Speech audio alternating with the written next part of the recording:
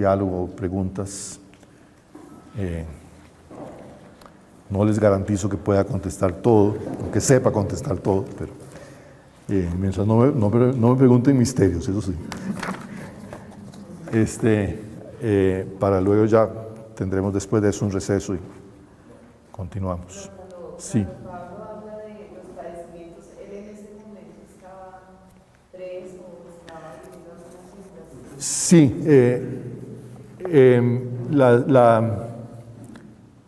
Las cartas de Pablo se dividen en varios grupos y Efesios es una de las que se conocen como las cartas de la cautividad. Son Efesios, Colosenses y la carta a Filemón. No me acuerdo si Filipenses también. Que él las escribe cuando estaba preso, la primera vez que estuvo. Él estuvo preso 2 veces. La primera vez, que es la que se nos cuenta en los Hechos de los Apóstoles al final, que él estaba en Roma, y es desde allí que escribe esa carta a los Efesios. Entonces, en gran parte se refiere a eso, a la prisión y el juicio del que él está siendo objeto en ese tiempo. Sí. Me surge una inquietud y es que dicen que Dios ha llamado desde antes de la creación a los que va a llamar. Y los que deciden no ser santos, ¿también los ha llamado o a ellos no los llamó?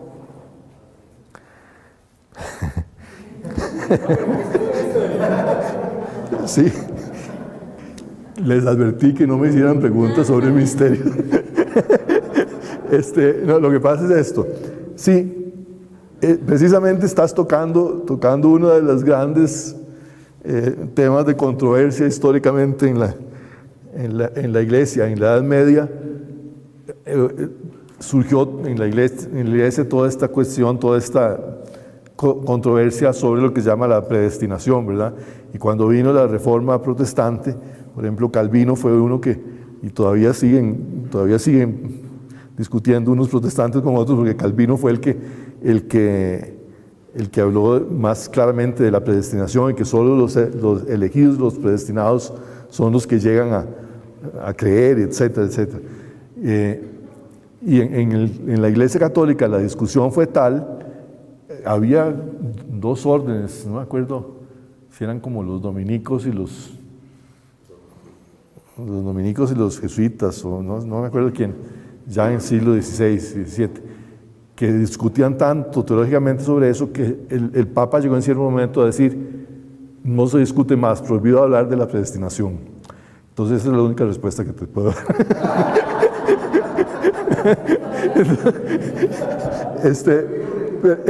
Actualmente lo que más se habla al respecto es que Dios de alguna manera elige en el sentido de que llama, o Dios como que llama o invita, y que claro, Él ya sabe quiénes son los que al final van a decir que sí, pero eso no es algo que nos condicione a nosotros, sino que hay ahí como una interacción o un juego misterioso entre el llamado y la elección de Dios y nuestro libre albedrío, ¿verdad? Porque al mismo tiempo Dios nos da libertad. Y esa era la gran cuestión en los siglos del Renacimiento, del Barroco.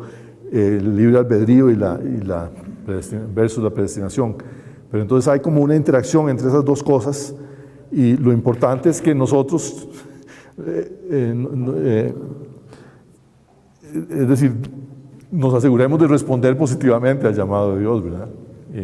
Y en la medida en que estamos respondiendo positivamente, estamos cumpliendo o estamos, digamos, como confirmando o haciendo, sí, como refrendando el llamado y la invitación de Dios. Sí.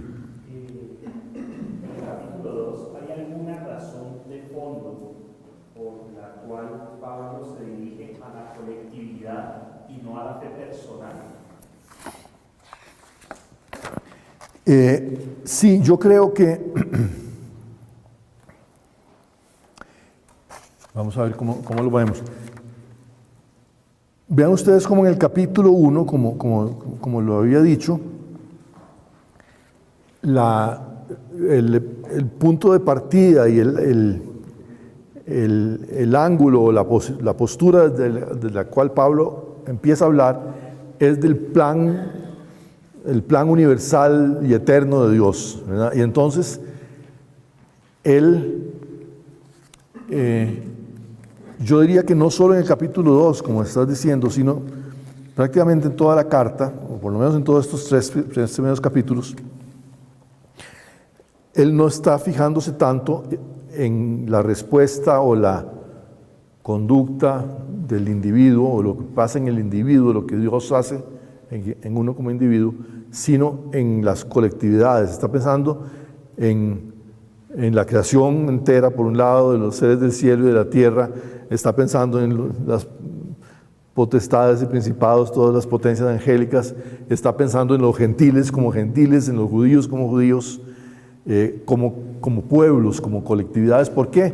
Porque ¿cuál es ese plan de Dios del que él está hablando? Que Dios ha querido hacer con todos nosotros ese templo, ese nuevo pueblo y ese templo en el cual él quiere habitar, ¿verdad?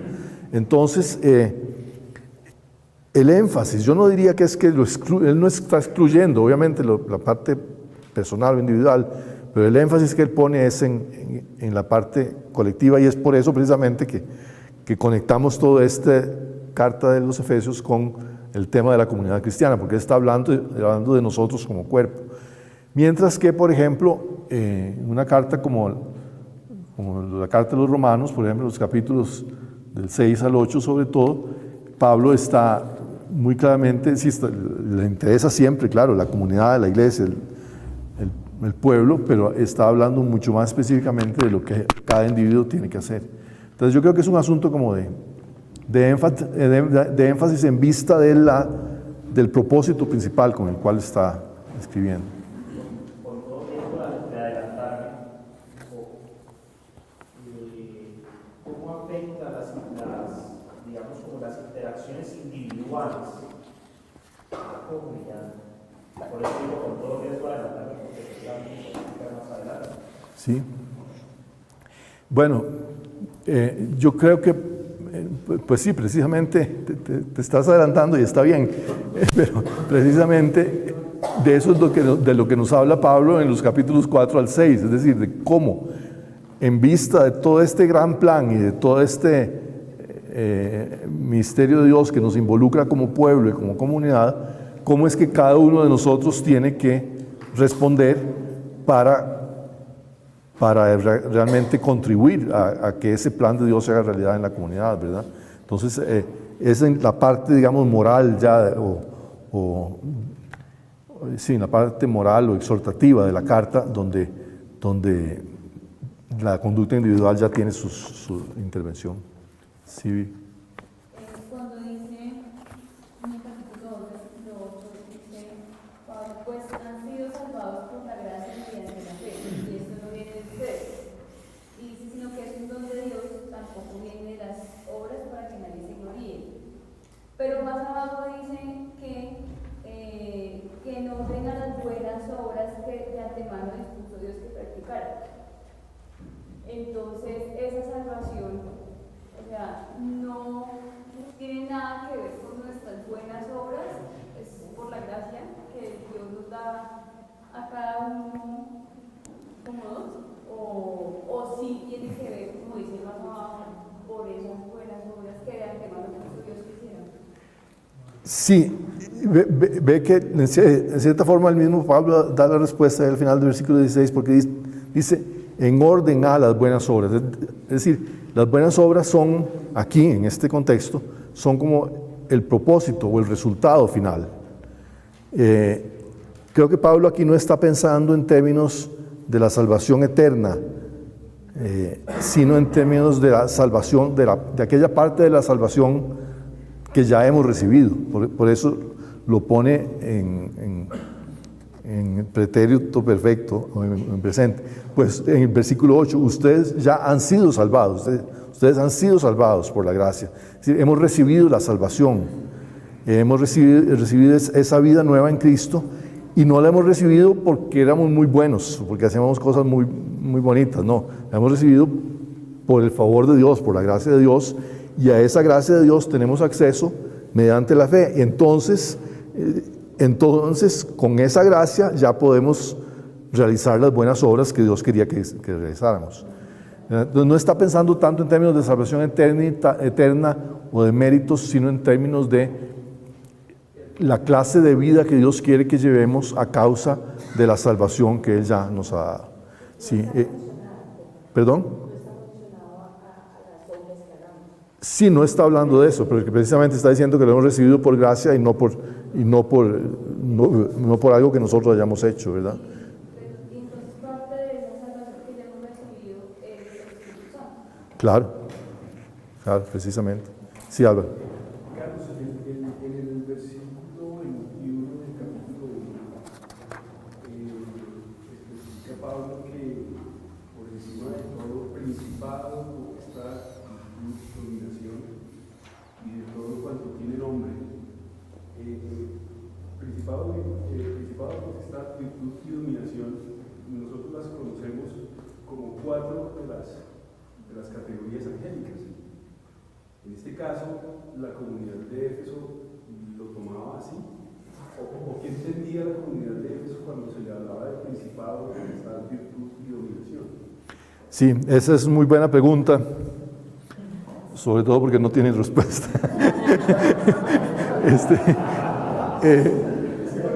Sí, es muy buena pregunta. Porque precisamente lo que decías de las categorías angélicas que nosotros entendemos no fueron sistematizadas como tales, sino hasta mucho después, en tiempos de Santo Tomás de Aquino, en el siglo XIII. No sé si fue él mismo el que las sistematizó o viene un poco de antes. Pero en todo caso, digamos, que fue Santo Tomás o esa lista clásica que habla de que son nueve órdenes de ángeles, ¿verdad? Pero en todo caso aquí sí es claro que se está refiriendo a seres espirituales. Lo que pasa y donde te digo que no hay respuesta es que es ambiguo, la expresión es ambigua porque en algunos casos el mismo Pablo habla de principados y potestades como potencias diabólicas más bien. Entonces lo que es ambiguo es si está hablando de ángeles buenos o de ángeles malos, si está hablando de potencias angélicas o potencias diabólicas. En todo caso, y tal vez la ambigüedad hasta sea un poquito deliberada, porque el punto de Pablo aquí es que Cristo tiene poder por encima de todo, no solo de los poderes demoníacos que son sus enemigos, sino incluso de los espíritus más nobles y más buenos como son los ángeles, ¿verdad? Cristo está por encima de todas esas cosas. Creo que posiblemente es el énfasis de Pablo y tal vez no interesa tanto la distinción. Ahí veo que hay muchas preguntas, bueno, tengamos tal vez un par más por allá, sí, primero. Cuando Pablo explica en esta carta los efectos que derramó el mundo de la historia, se refiere a esa misma alusión cuando dice que se rompió el velo del templo. Bueno, sí, creo que Pablo no habla de romper el velo del templo, eso se habla en el Evangelio, ¿verdad? Cuando se narra la crucifixión. Y después la carta a los Hebreos, que según la mayoría de los estudiosos no es de Pablo, sí habla de que Cristo atravesó el velo, ¿verdad? Hasta llegar al santuario de Dios en su ascensión al cielo.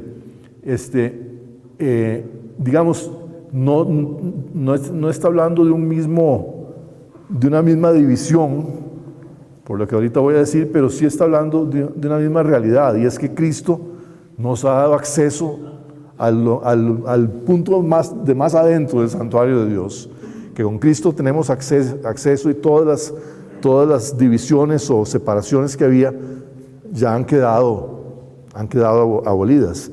En el caso del velo del templo que se menciona en los evangelios, sí se está refiriendo propiamente a una cortina que había entre lo que se llamaba el lugar santo y el lugar santísimo, dentro del santuario, dentro del edificio pequeño del templo de Jerusalén. Había una cortina que está descrita en el Éxodo y en el Levítico, que tapaba el acceso a donde estaba el arca de la alianza, a donde solo el sumo sacerdote podía llegar. Cuando se nos dice que ese velo se rasgó, de alguna manera se está diciendo que Cristo como que no solo es Él el mismo, el sumo sacerdote, sino que abolió también el sacerdocio israelita, ¿verdad? El sacerdocio levítico. Y entonces sí, es la misma realidad a la que Pablo está aludiendo aquí, al hablar de que se ha eliminado la distinción o la división entre judíos y gentiles. También. Por acá sí, la última. Tienes la última palabra. Cuando hablas de Jesús creó el mundo y él sabe, Dios sí creó el mundo y nos iba a redimir por medio de su Hijo Jesús. O sea que él ya sabía que nosotros íbamos a fallar de cierta manera. O sea, como que íbamos a pecar. O sea, él ya lo sabía desde antes. Claro. Sí lo sabía y tenía ya previsto el remedio. Pero aún así, parte de lo que queríamos decir al principio es que aún si no hubiéramos pecado, el plan de Dios era que por medio de Cristo todas las cosas iban a llegar a ser completas. Es decir, pensemos en Adán y Eva en el paraíso. Tenían lo que se llama tradicionalmente la justicia original, o sea, estaban en buena relación con Dios, no había pecado, no había nada, no había muerte, no había nada que los separara de Él. Pero aún así, no habían llegado a su plenitud como hijos de Dios o como seres humanos. Es decir, la vida eterna de Dios no se había realizado en ellos plenamente. Eran en cierta forma, como niños, se estaban empezando, sí, la humanidad estaba empezando apenas. Entonces, nosotros, como cristianos, por la fe y por el bautismo, sí recuperamos esa justicia o esa inocencia original, la recuperamos, pero vamos mucho más allá. Sí, nosotros estamos en mucho mejor situación que lo que estaban Adán y Eva antes del pecado. En cierto sentido, ¿verdad? En otro sentido no, porque todavía podemos pecar. Pero el resultado final de nuestra redención y de la redención de Adán y Eva también es mucho mejor a la condición que ellos tenían originalmente, ¿verdad? Bueno, muy bien. Entonces tengamos un receso, aquí nos indicarás. Sí, vamos a tomar ahorita 15 minutos de receso, hay un